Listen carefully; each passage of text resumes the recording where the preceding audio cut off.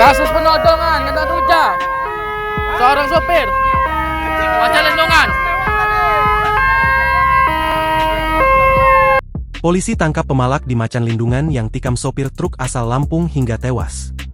Kurang dari 24 jam polisi berhasil menangkap pemalak di Simpang Macan Lindungan Palembang yang menikam Alkodirin 44 tahun sopir asal Lampung hingga tewas.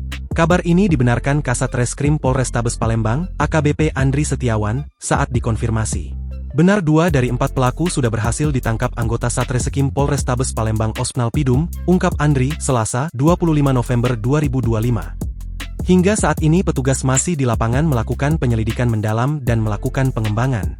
Sabar ya, saat ini masih dikembangkan, kita juga masih mendalami peran kedua pelaku ini, tegasnya. Sebelumnya, penusukan yang menewaskan sopir truk dilakukan pemalak di Simpang Macan Lindungan Jalan Letjen Alam Syahratu Perwira Negara Kecamatan Ilir Barat 1 Palembang, tepatnya Simpang Macan Lindungan kembali terjadi, Senin, 24 November 2024, sekitar pukul 19 waktu Indonesia Barat. Korbannya adalah Alkodirin, warga Simpang Tulung Itik 2 Kecamatan Gunung Sugih Kabupaten Lampung Tengah. Peristiwa berawal saat korban bersama kernetnya, Husaini 35 tahun, mengendarai truk melintas dari arah Musi 2 menuju Soekarno-Hatta Palembang.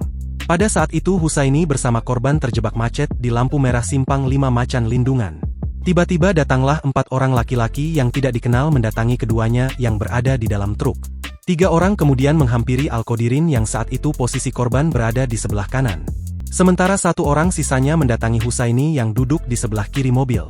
Husaini sempat mendengar percakapan antara korban dengan 3 orang laki-laki tersebut.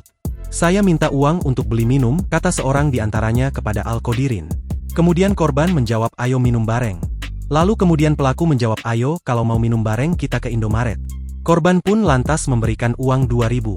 Akan tetapi pelaku marah dan tidak terima, lalu korban langsung menginjak gas, akan tetapi ditahan oleh 4 orang pelaku. Korban yang merasa ditahan lalu turun dari mobil, kemudian para pelaku berlari minggir ke tepi jalan. Kemudian korban kembali ke mobil lagi dan mengambil 1 buah besi. Sementara 4 orang pelaku datang lagi ke mobil dengan 1 orang membawa pisau, 1 orang membawa batu, 1 orang membawa bambu, dan 1 orang lagi dengan tangan kosong. Kemudian korban memukul orang yang membawa pisau, lalu pelaku yang membawa pisau tersebut jatuh dan bangun kemudian langsung mengejar korban. Korban berlari ke arah mobil, sementara pelaku mengejar. "Saya sempat menghalang 3 orang pelaku, namun 1 orang melempar saya dengan batu dan mengenai pundak sebelah kanan saya," ungkapnya.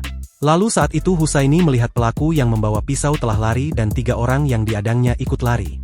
Sedangkan korban sudah tergeletak di samping pintu supir. "Korban sudah bersimbah darah Pak dan terbujur kaku," ungkapnya. Download Tribun X sekarang, menghadirkan lokal menjadi Indonesia.